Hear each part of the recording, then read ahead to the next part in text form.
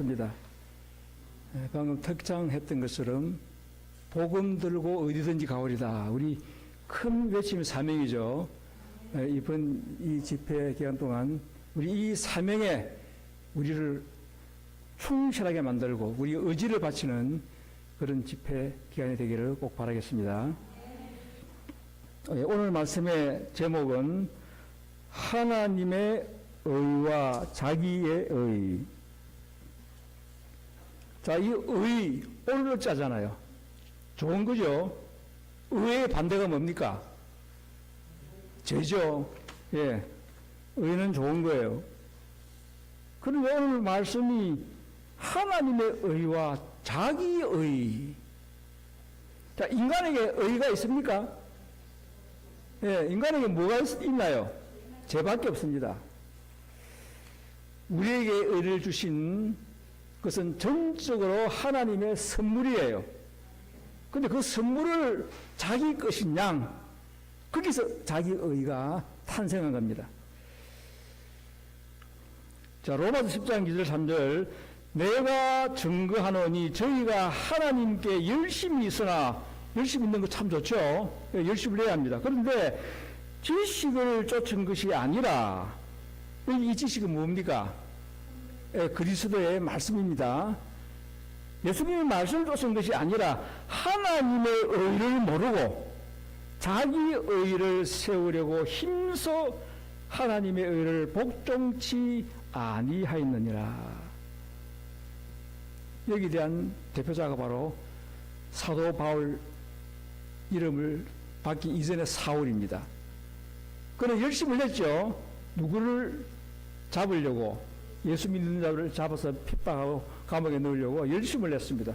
아주 열심히 했어요. 그런데 그게 오히려 예수가 누군지를 모르니까 예수를 대적하는 하나님의 의를 힘써 복종치 아니하는 자기의 교만이 드러난 거예요. 자, 그래서 오늘 이 자기의 의와 하나님의 의에 대해서 우리가 생각해 봅시다. 자, 이 의자를, 한자를 가만히 보세요. 의. 머리는 양양자죠. 몸은 나아자입니다. 내 몸에, 내 머리는 예수 그리스도라는 거예요. 몸은 누구의 지배를 받습니까? 머리의 지배를 받죠. 예수님의 지시를 따라 사는 게 우리 교회요, 나 자신이라는 거예요. 자기의 의는 예수가 사라진 겁니다. 자, 자기의 뿌리, 이게 루스벨의 마음이에요. 에스겔 28장 15, 17절 보니까 네가 지음을 받던 날부터 내 모든 길에 완전하더니 마침내 불의가 드러났도다. 너가 아름다움으로 너 마음이 거만하였으며 점점 저로 나아가더만 마침내 이게 아니고 시험 받던 날부터 완전하더니만 어느 날 자기 의가 불의가 드러난 거예요. 자, 이 완전하다, 아름답다, 선물이었죠. 창조 때부터의 선물이었어요. 근데 오랜 세월 그 완전함, 그 아름다움, 그 천사들의 장 아닙니까? 그 높은 지위에 있다 보니까 그게 본래부터 자기 것인 양, 본래부터 내가 완전한 것인 양, 내가 아름다운 것인 양 착각한 거예요. 여기서 교만이 삭트기 시작했습니다. 자, 교만이 바로 자기 의의 뿌리라고 하는 사실, 우리 아주 중요한 사실입니다. 자, 그런데 그 결과는 계시록 12장 7절로 9절 보니까 하늘에 전쟁이 있으니 미가엘과 그의 사들이 용으로 더불어 싸울세 용과 그의 사들도 싸우나 이기지 못하여 다시 하늘에서 저희에 있을 곳을 얻지 못한지라. 큰 용이 내어 쫓기니 옛뱀 곧 마귀라고도 하고 사단이라고도 하는 온 천하를 꿰는 자라. 땅으로 내어 쫓기니 그의 사자들도 저와 함께 내어 쫓기니라. 결국 하늘의 전쟁으로 인해 가지고 하늘 천사의 3분의 1이 이 땅에 쫓겨 내려왔습니다. 3분의 1이 어디에 있다고요? 이 땅에 있습니다. 여러분 그거 기억하고 계세요? 천천만만 천사, 뭐 수는 정확하게 모르겠습니다만은 그 수도 어마어마하겠죠. 3분의 1이. 그러면 3분의 1의 천사는 지능이 둔한 자인가요? 천사가 인간보다 지능이 100배를 뛰어났죠. 사탄이 루스벨이 얼마나 교모하게 그의 아름다움과 그의 완전한 지배력을 이용하여 천사들을 위하는 것처럼 그는 기만으로 속였습니다. 3분의 1이 속았어요. 그 지능이 뛰어난 천사들도 그들이 이 땅에 쫓겨 내려왔습니다. 자, 그 악한 천사 우리 눈에는 보이지 않습니다. 우리 첨단 뭐 디지털 과학도 그건 볼 수 없어요. 하나님의 휘장으로 가려있기 때문에. 그 휘장을 거치면은 수많은 악한 천사들을 볼 거예요.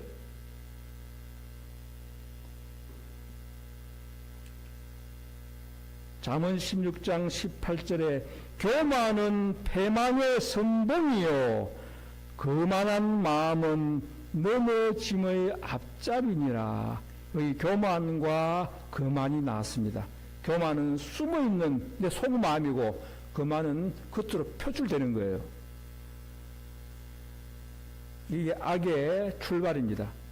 그래서 예수님께서 이 땅에 오실 때 마태복음 11장 29절에 나는 마음이 온유하고 겸손하니 자기를 발표했습니다. 내 자신의 마음을.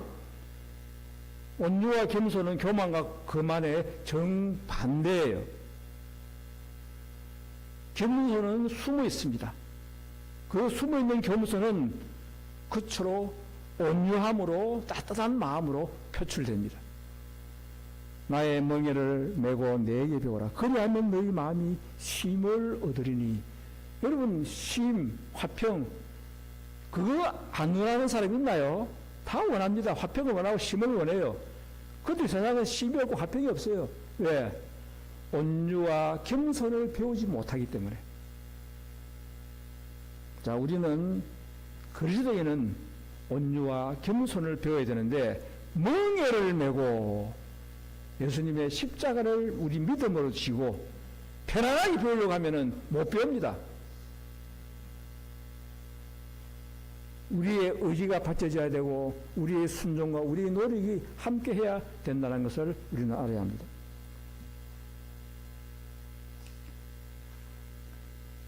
자, 이제 하나님의 의와 자기의 의가 어떤 곳에서 드러났는가? 첫 번째, 예배 제사 방법에서부터 하나님의 의와 자기의 의가 드러납니다. 자, 여기 성경절은 우리 인쇄물은 없습니다. 지민이 좁아서 다 넣을 수 없으니까 화면에 있습니다. 가인은 땅의 소산으로 제물을 드렸고 아벨은 양의 첫 새끼와 그 기름으로 드렸더니 여호와께서 아벨과 그 제물은 연락하셨으나 가인과 그 제물은 연락하지 아니하신지라. 가인이 심히 분하여 안색이 변하니. 똑같이 제단을 쌓았어요. 하나는 양을 잡아 드렸고 가인은 자기가 수수한 열매로 드렸습니다. 그런데 아벨의 제단에는 하늘에 불이 내려와 살랐어요. 받아들이는 하나님의 신호였습니다. 그런데 가인은 전혀 불이 내려오지 않았어요. 가인의 태도가 어땠습니까? 심히 분하여 안색이 변하니. 이제 본색이 드러나죠. 성품이 드러나는 거예요. 만약 아벨의 제단을 안 받았으면 어떻게 했을까요? 아벨이 심히 분하여 안색이 변했을까요? 아벨은 웬일이지 하고 살폈을 거예요. 원인이 뭔지. 그렇잖아요. 왜 내 제단을 받아들이지 아니할까? 받아들였을 거예요. 그걸. 얼마나 그게 부끄러운 일입니까? 열심히 제단을 사는데 안 받아들였으면 그 아이가 힘이 변하여 안색이 변하니 자기 품성이 그대로 드러난 거예요. 오늘날 우리들 가운데서도 자기의 어떤 기비를 가지고 막 증거하잖아요. 그게 받아들이지 아니하면은 막 화를 내고 다툽니다. 그게 가인의 모습이에요. 그러면 자기가, 이게 내가 잘못됐나? 자기를 살펴야 돼. 이게 왜 안 붙게 들어가지? 이게 뭐가 성경과 영식과 안 맞나? 살펴야 돼요. 그게 바른 품성이에요. 그런데 가인은 본색이 드러났습니다. 자기 재단이 받아들이지 아니하니까 심히 분하고 안색이 변했습니다.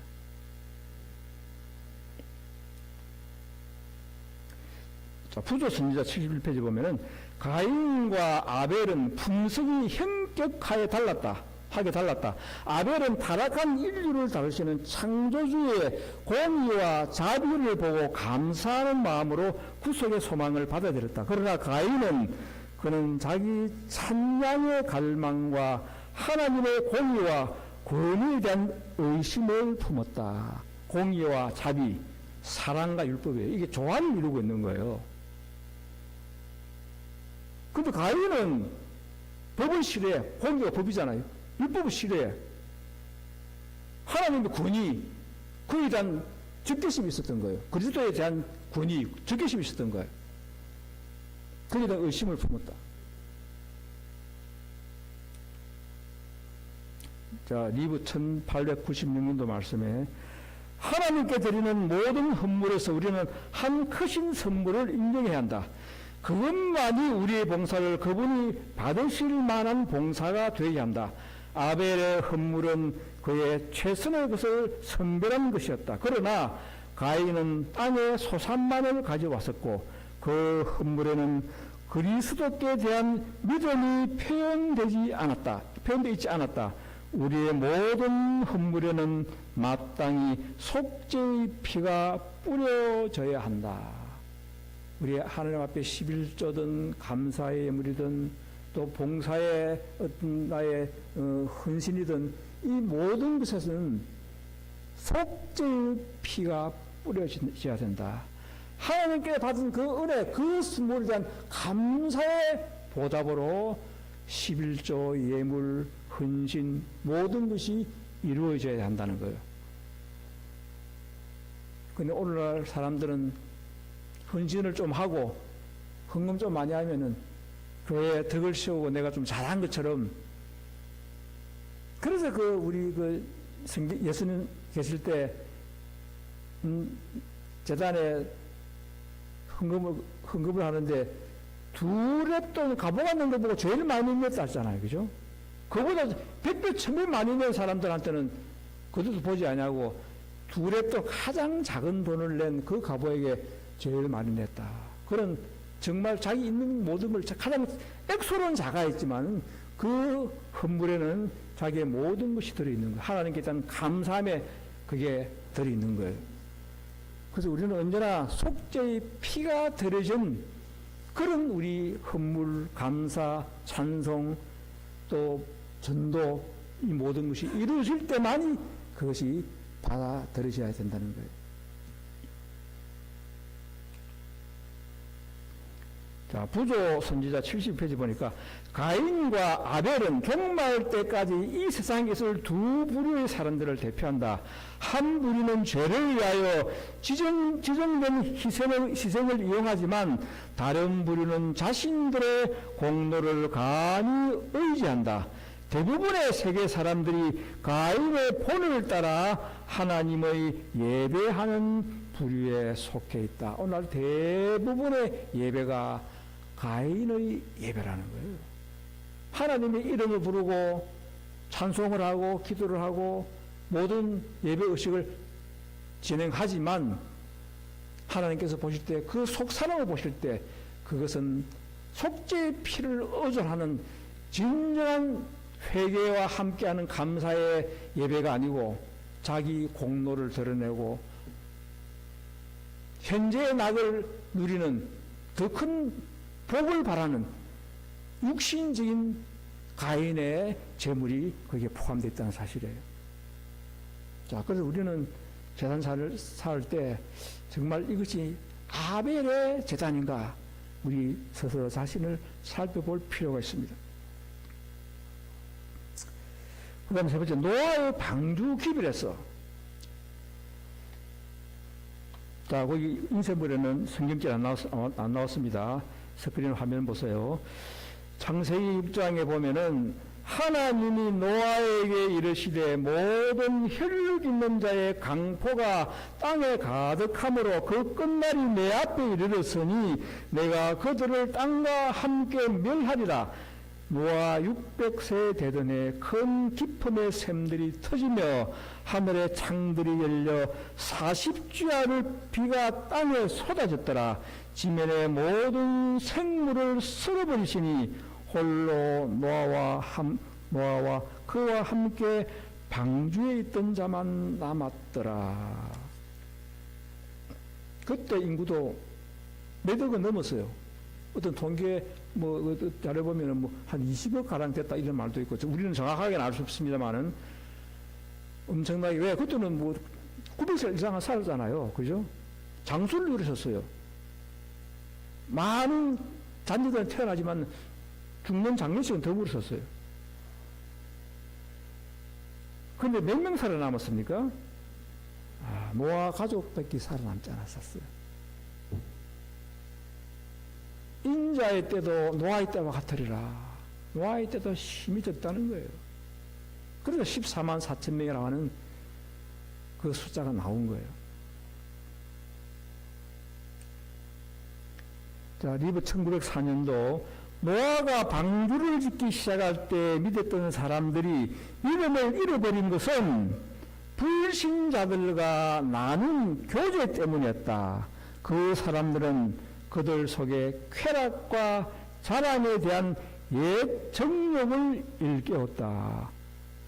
노아의 기별을 듣고 그걸 믿었어요. 그래서 그들을 따랐어요.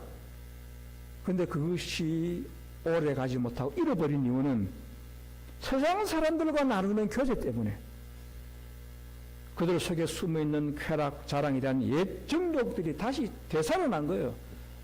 결국은 방주 문이 닫힐 때 그들은 다 실패했습니다. 그래서 불신자들과 이 교제, 이 경계선이 분명히 돼요. 복음 전환을 위한, 사랑을 주고 하나님의 영광을 드러내기 위한, 그들로 복음으로 인도하기 위한 그것 외에 어떤 세상적인 쾌락을 함께 한다고 하는 것은 결국 하나님의 의를 잃어버리고 자기 의로 되돌아가는 그런 결과를 우리도 초래하게 된다는 거예요. 자, 그래서 디모데후서 3장 1절로 5절 보면은 너가 이것을 알라. 말세에, 지금입니다.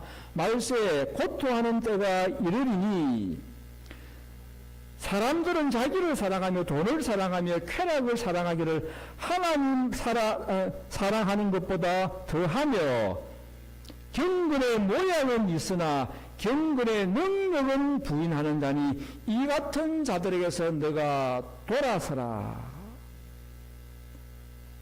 그 하나님 사랑하는 걸 잘못 인쇄됐네요.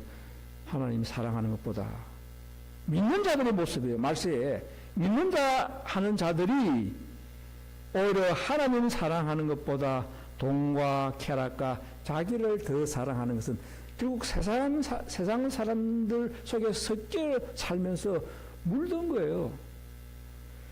그래서 뭐라 그랬습니까? 경건의 모양은 있으나, 경건의 모양이다 말은 찬송도 부르고 기도도 하고 예배도 참석하고 한다는 거예요. 그게 경건의 모양이에요. 경건의 능력은 부인하는 자니 거기서도 선을 끄라는 거예요. 경건의 능력이 뭡니까? 뭐가 경건의 능력이 뭐가 달라요? 그것들을 보면 포가 안 납니다. 경건의 능력은 죄를 이기는 능력이에요. 그 능력이 주셨잖아요. 죄를 이기는 능력. 그걸 우리는 주장하고 그것이 내 생활 속에서 반영되는 것. 경건의 능력을 믿는 자들이에요. 오늘 믿노라는 사람들 다 그럽니다. 아무리 믿어도 우리가 죄인이 죄 안 지고 어떻게 살아? 우리는 용서받고 회개하고 사는 거지. 죄를 지으면서 회개하고 죄를 지으면서 회개하고 옳은 회개가 되겠어요. 그것도 한계가 있는 거예요. 그런 자에게 돌아서는, 그래서 우리가 개신교에서 돌아섰고 재림교에서도 돌아서는 이유가 바로 여기 있는 거예요. 죄 없는 완전을 가리키는 그런 나무 무리에 우리는 속한 거예요. 그러면 우리는 바로 이 경건의 능력이 내 신앙의 모토가 되어야 합니다. 자, 부조 98페이지. 하나님의 긍휼을 거절한 자들은 닫힌 방주 밖에 있었다. 하늘의 인이 그 문에 찍혔다. 하나님께서 그것을 닫으셨으며 하나님께서만 그것을 여실 수 있었다. 그와 같이 하늘 구름을 타시고 오시기 전 그리스도께서 죄인을 위한 그분의 중보를 그치실 때에 자비의 문은 닫힐 것이다. 방주의 문이 닫힌 것처럼 자비의 문도 닫힌다는 거예요. 노아 방주와 같은 맥락의 교훈이 이 마지막 시대에도 있다는 것입니다. 자, 그것이 무엇인가?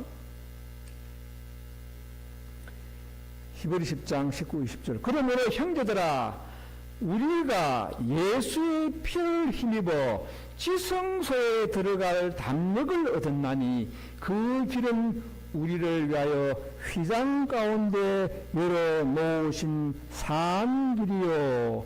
지성소 문이 닫히고 열리고 그것이 방주문이 닫히고 열리고 같은 맥락이에요.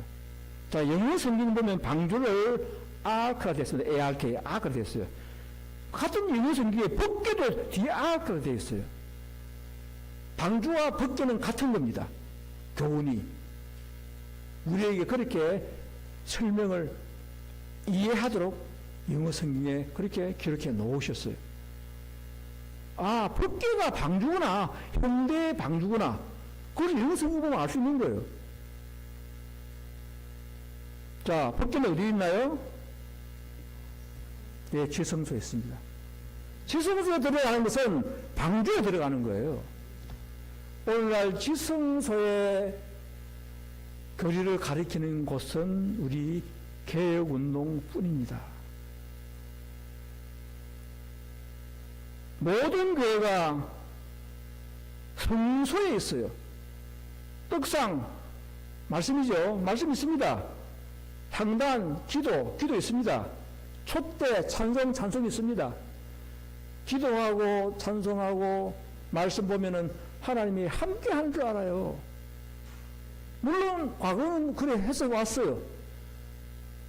1844년 10월 20일 지성소에 들어가고 성소의 문은 닫고 지성소의 문이 열렸어요.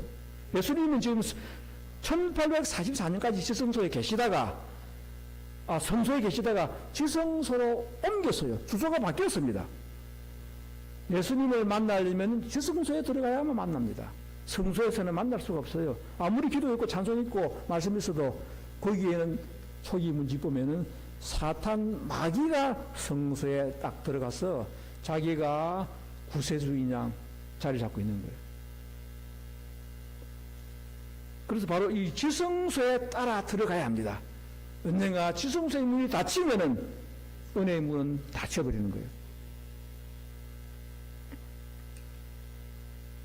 초기 문집 44페이지. 현대 진리의 원수들은 예수님께서 닫으셨던 성소의 문을 열려고 하며 그가 1844년에 여셨던 지성소의 문을 닫으려고 애써왔는데 그 지성소 안에는 여호와의 손가락으로 십계명을 기록한 두 돌비가 들어있는 법궤가 있다. 사단은 이 인치는 시기 동안 하나님의 백성들의 마음을 현대 진리에서 돌이켜 그들이 흔들리도록 하기 위하여 온갖 계략을 다 쓰고 있다. 성소에는 하나님의 법궤가 없습니다. 일교에서는 율법을 안 가르치잖아요. 예수님께서 법궤 옆에 계셔서 우리를 위하여 중보하고 계십니다.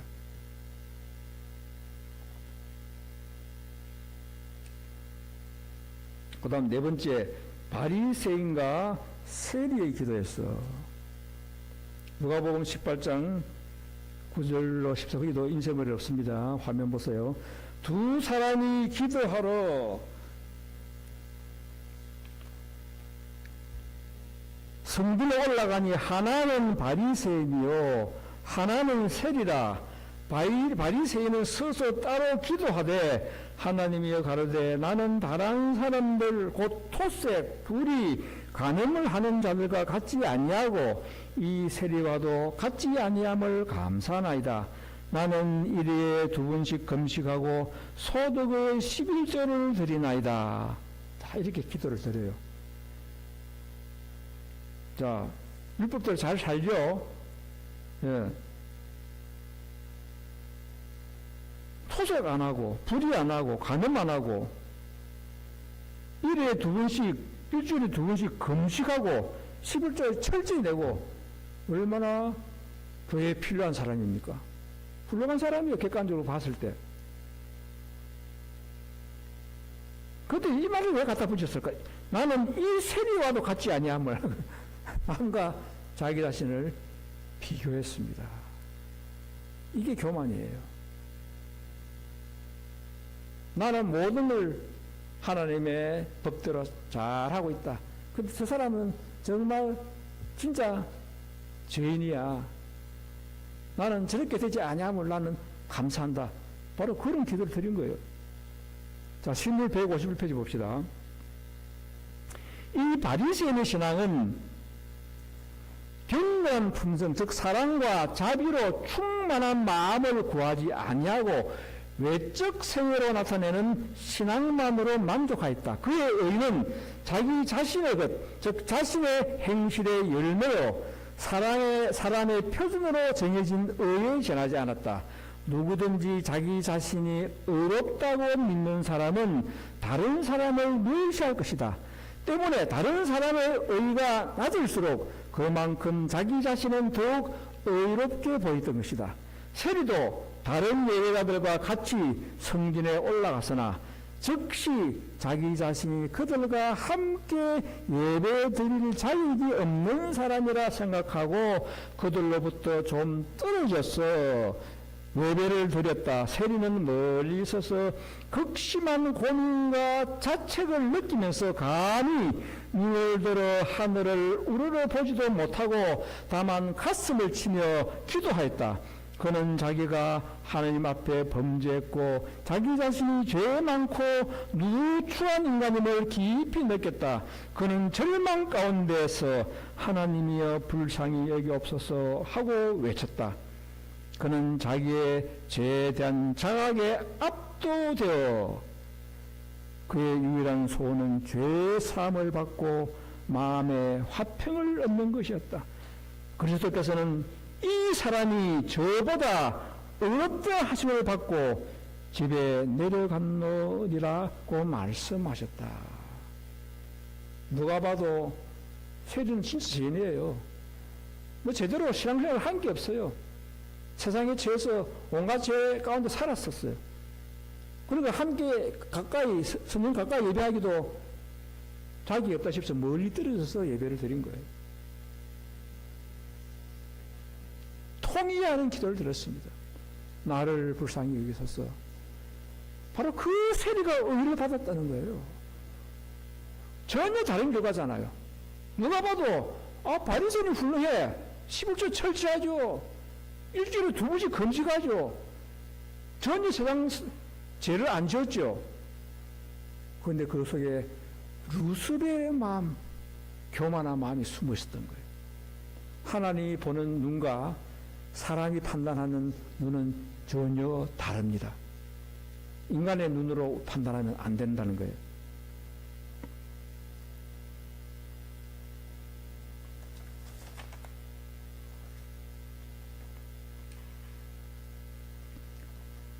자, 그 다음에 5번에 혼인잔치 예복을 통하여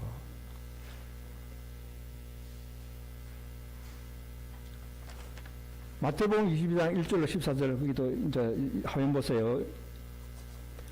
혼인자리에 손이 가득한지라 임금이 손을 보러 들어올새 거기서 예복을 입지 않은 한 사람을 보고 가로되 친구여 어찌하여 예복을 입지 않고 들어왔느냐 하니 유구무원을 임금이 사환들에게 말하되 그 수족을 결박하여 바깥 어두움에 내어 던지라 거기서 슬피 울며 이를 갈미 있으리라 하니라.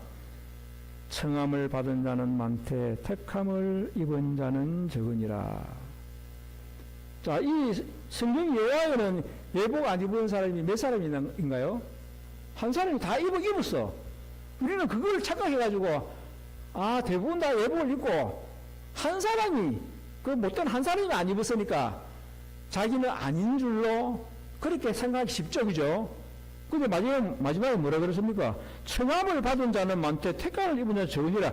예복 안 입은 사람이 훨씬 많다는 거예요. 그 설명하기 위해서 한 사람만 예화로 들은 거예요. 근데 그 사람은 와 잔치에 예복을 안 입었을까요? 딴 사람인데 자기는 왜 안 입었을까요? 그 예복이 자기 예복보다 더 아름다웠으면 바꿔입겠죠. 옷이 이 옷이 더 좋은데, 근데 눈으로 보니까 자기 옷이 더 좋은 거예요. 자기 옷이.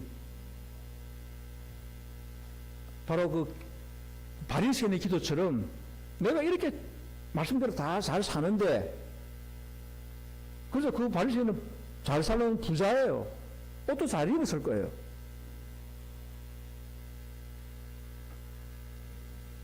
자, 이 마지막이 중요합니다. 청함을 받은 자는 많되 택함을 입은 자는 적으니라.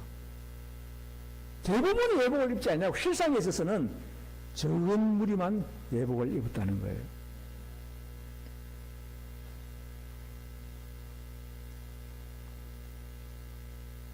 자, 인쇄물의 실물 319페이지 보면은 예복에 대한 비유는 가장 중대한 공과를 우리에게 가르쳐준다. 혼인으로서 인성과 신성의 연합이 표상되었고, 예복은 혼인잔치에 참석하는 자로서 마땅히 가져야 할 합당한 품성을 표상한다. 자, 이 예복은 얘는 딴 데 보면 지민이 없어서 제가 못 적었는데, 범죄 전에 아담에게 주어진 빛의 옷이 바로 그리스도의 의의 옷이에요. 그 예복을 입는다고 하는 것은 범죄하기 전에 아담을 둘렀던 영광의 옷이라는 거예요. 바로 신성의 옷입니다. 우리가 이 옷을 입을 때 신의 품성에 참여하게 되는 거예요. 우리에게는 신성이 전혀 없습니다. 이 예복을 통해서 우리는 신성에 참여하게 되는 거예요. 그것이 겉으로는 광채가 나지 않았기 때문에, 바로 이 자는 내가 입고 있는 옷이 더 아름답고 좋게 보이기 때문에 그 예복을 입지 않았던 거예요. 오늘 그리스도의 의익하면 그래서 그냥 믿음으로 구원받는 그 옳은 의 정도로만 생각하는데 천만의 말씀이에요. 바로 그것이 신성의 옷이에요. 범죄 전에 아담이 입었던 영광의 옷이 그리스도의 의의 옷이요, 그것을 우리에게 선물로 주셨다는 것입니다. 그리스도의 죽음을 통해서.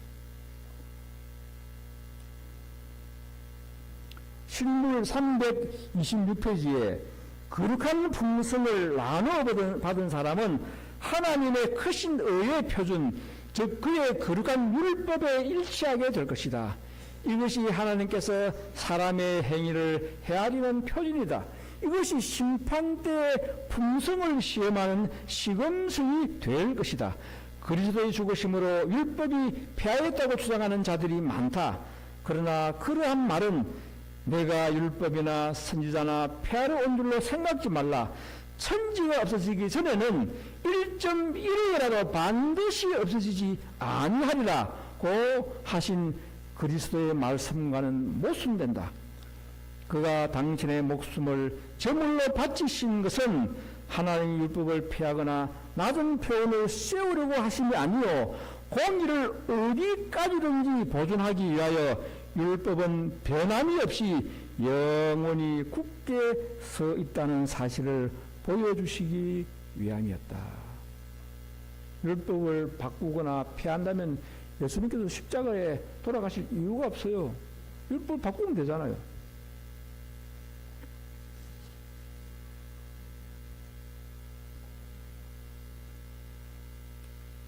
그 다음 6번째, 소재하고 수리한 뒤 더 악해진 집. 자, 거기 성경절 한번 보세요. 마태복음 12장 43절 45절에 더러운 귀신이 사람에게서 나갔을 때 물 없는 곳으로 다니며 쉬기를 구하되 얻지 못하고 이에 가로되 내가 나온 집으로 돌아가리라 하고 와보니 그 집이 비고 소재되고 수리되었거늘 이에 가서 저보다 더 악한 귀신 7을 데리고 들어가서 거하니 그 사람의 나중 형편이 전보다 더욱 심하게 되느니라. 이 악한 세대가 또한 이렇게 되리라. 우리가 회개하면은 더러운 귀신 쫓겨나가죠. 예, 우리 내 속에 귀신 쫓아내려고 회개합니다. 그래서 내 마음을 깨끗이 비웁니다. 그런데 이게 예 말아 그랬어요. 그 나갔던 그 귀신이 시기를 구하지 얻지 못하고 내가 나온 집으로 돌아가리라 하고 와보니 집이 다 비었거든요. 아이고 좋네 하면서 악한 귀신 7을 데리고 다시 그 집이 그 마음집이 들어갔다는 거예요. 사람으로 따진다면. 아, 그럼 회개도 소용이 없네요. 회개도 또 들어오는데, 회개도 또 들어오죠. 저 수없이 개가 말씀했습니다. 회개도 또 막이 들어와요. 어떻게 하면 되나요?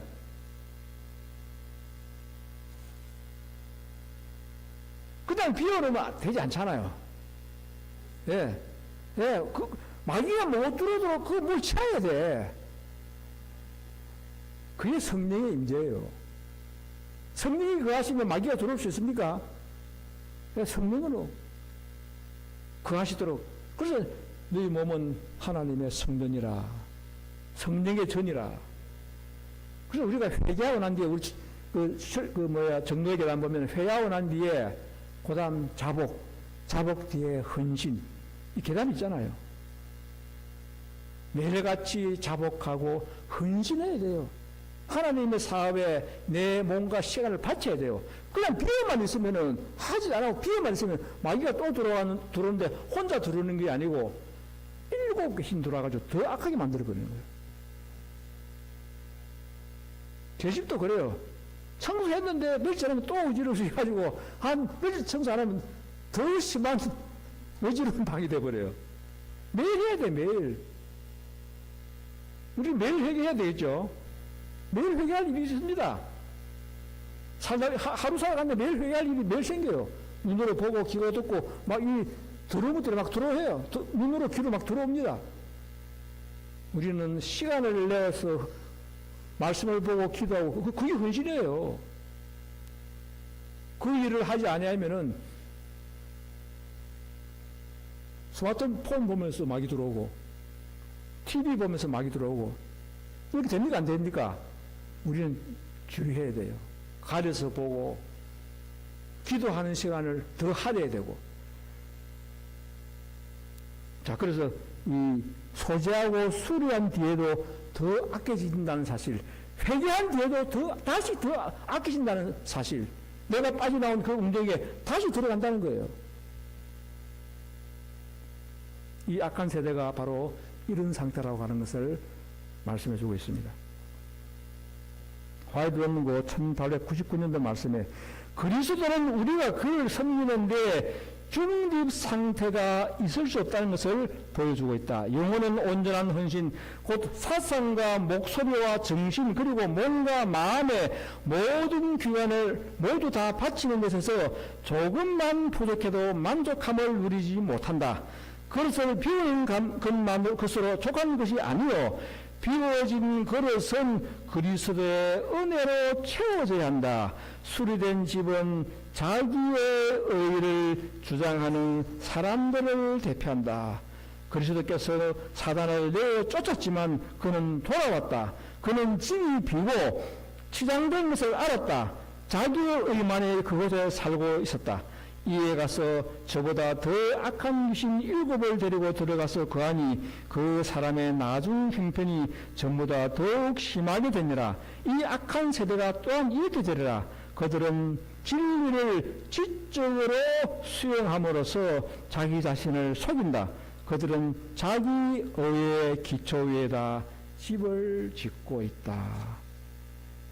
우리 마음을 하나님의 전으로 내어 놓아야 사단이 들어갈 수가 없어요. 성령이 딱 거하고 있는데 사단이 어떻게 들어가요? 우리가 여기에서 여러분과서는 많은 실패를 거듭해 왔습니다.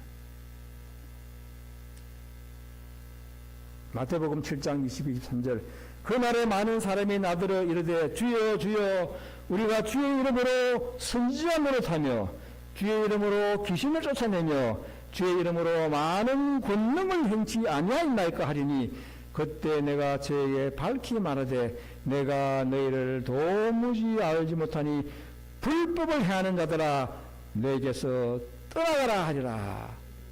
이 사람은 불법을 행하면서도 선지자 노릇하고 귀신 쫓아내고 주의 이름으로 권능을 행하고 이 모두가 사단이 준 거예요. 하나님 준 거 아니에요. 자기는 주의 이름을 했지만은 실상은 사단이 한 거예요. 너희를 도무지 알지 누가 나 언제 사귀었어? 내 법도 안 지키는 너가 언제 나하고 사귀었어? 너가 언제 내 마음을 품었어?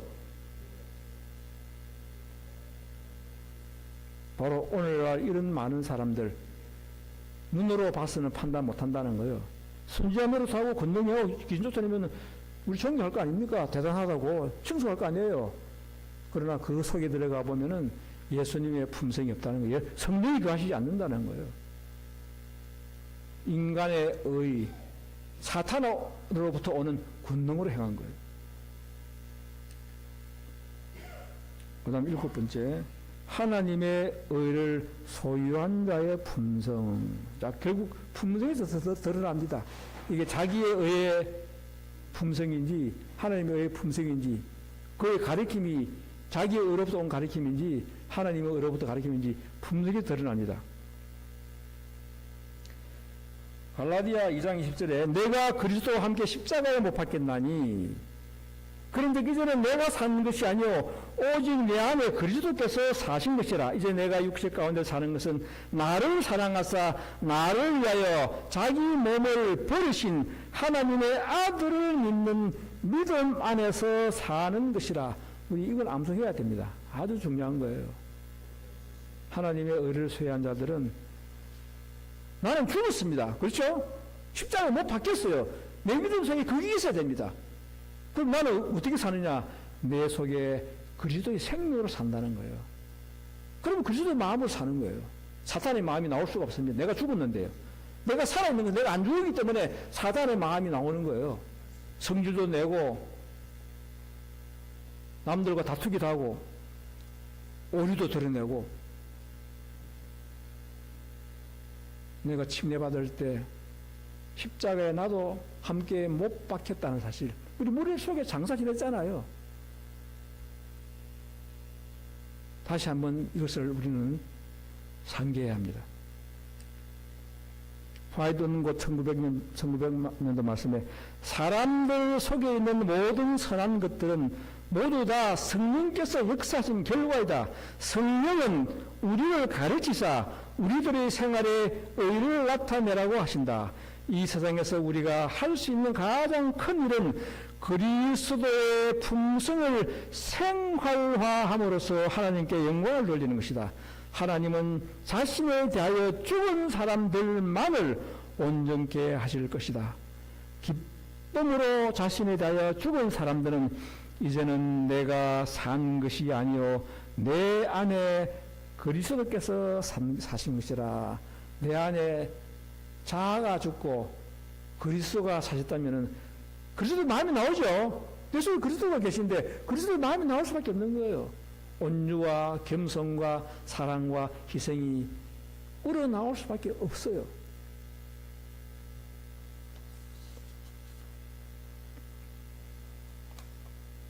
자, 그래서 그 어떤 사람이 어떤 기별을 가지고 왔습니다. 그런데 성경과 안 맞다고 우리가 막 논란합니다. 그 품성에서 드러나요. 하나님의 진리가 아니면은 품성에서 드러납니다. 화를 내고 다투고 성경이 드러날 수밖에 없어요.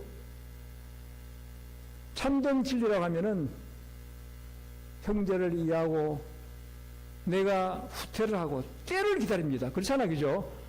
아직은 때가 아니구나. 때를 기다릴 거예요. 그게 참 진리를 가진 자의 마음이에요. 아직 이 사람이 때가 아니구나. 그걸 위해서 기도하고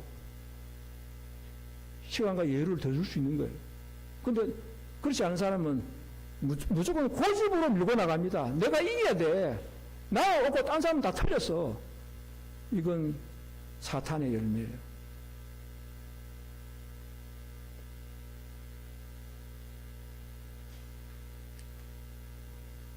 자, 마지막 8번에 하나님의 의로 하나 되게 하옵소서. 요한복음 17장 11절로 13절 보면은 나는 아버지께로 가옵나니 거룩하신 아버지여 내게 주신 아버지의 이름으로 저희를 보존하사 우리와 같이 저희도 하나가 되게 하옵소서. 지금 내가 아버지께로 가오니 내가 세상에서 이 말을 하옵는 것은 저희로 내 기쁨을 저희 안에 충만히 가지게 하려 함이니이다.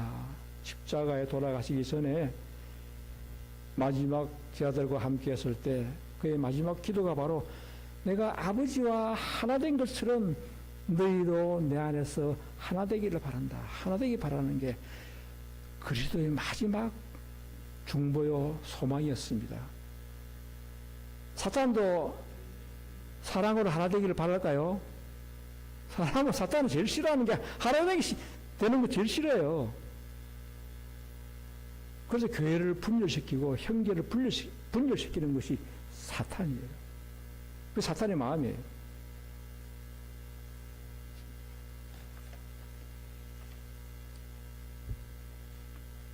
가리 뽑은 기별 상권 168페이지 보면은 그리스도께서 아버지와 하나 되신 같이 그분의 제자들도 하나가 되게 해달라고 기도하신 그리스도의 기도에 응답하려면 기도하며 고통을 감내하는 노력과 많은 인내가 있어야 할 것이다. 열렬하고 진지한 기도는 주님께서 들으시고 응답해 주실 것이다. 성령은 마음의 기능들을 일깨울 것이며 우리는 통찰력을 갖게 될 것이다. 주의 말씀을 열무로 우둔한 자에게 비추어 깨닫게 하나이다. 사람들은요 다 개성이 다르고 생각이 다르기 때문에요 의견에 불일치할 때가 많습니다. 그때 진정으로 그리스도의 정신을 가진 자들은요 주님의 품성을 드러내고 기도해야 합니다. 그래서 고통을 감내하는 노력과 인내가 필요하다는 거예요. 우리 교회가 그동안 얼마나 많이 싸웠습니까? 율법 문제, 늦은 비 문제, 예수님의 신성 문제 이런 것들을 막 다투었어요. 그 배후에는 사단이 있었습니다. 예수님의 기도가 응답되려면은 우리 모두 자신의 의견을 내려놓고 기도해야 합니다. 하나가 되지 않는다면 내가 양보해야 합니다. 때를 기다려야 돼요. 그 때는 내가 정하는 것이 아니에요. 하나님께서 아십니다. 그 때를. 그리고 우리는 말씀을 함께 연구해야 합니다. 왜? 성령은 마음의 기능을 일깨워 눈에 통찰력을 갖게 해주실 것이다. 저도 재림교에서 개혁운동 넘어왔을 때 내 사랑하는 두 친구 형제가 먼저 나갔었어요. 개혁운동에. 저는 그걸 거부했거든요. 저는 1년 동안 말씀을 나름대로 연구했습니다. 이것이 옳은지 저것이 옳은지 하나님께 기도 구하면서 저에게 통찰력을 주셨어요. 1년 뒤에 제 스스로 개혁운동 찾아왔습니다. 제가 기도하면서 말씀을 연구할 때 제 귀에 예수님의 음성이 들렸어요. 성경책이 있는데 예수님이 이름을 주시는 거예요. 그런 경험이 제게 있었습니다. 우리는 기도해야 합니다. 이것이 진리인지 오류인지 우리는 기도해야 합니다. 왜 이렇게 이 교회가 아직도 침체 상태에 있는지, 아직도 나약한 모습을 있는지, 왜 아직도 세상으로부터 이단 소리를 들어야 하는지. 그러나 우리는 하나가 되지 않았다는 사실을 깨닫고 더 말씀에 통찰력을 가질 수 있는 성령의 임재를 구해야 돼요. 내 눈으로 말씀을 연구하지 마시고 성경을 펼칠 때마다, 우리 박명수 집사님이 성경 통독에 대한 좋은 지금 그 자료를 가지고 오늘 말씀하셨는데, 성경을 펼칠 때마다 성령께 기도하셔야 합니다.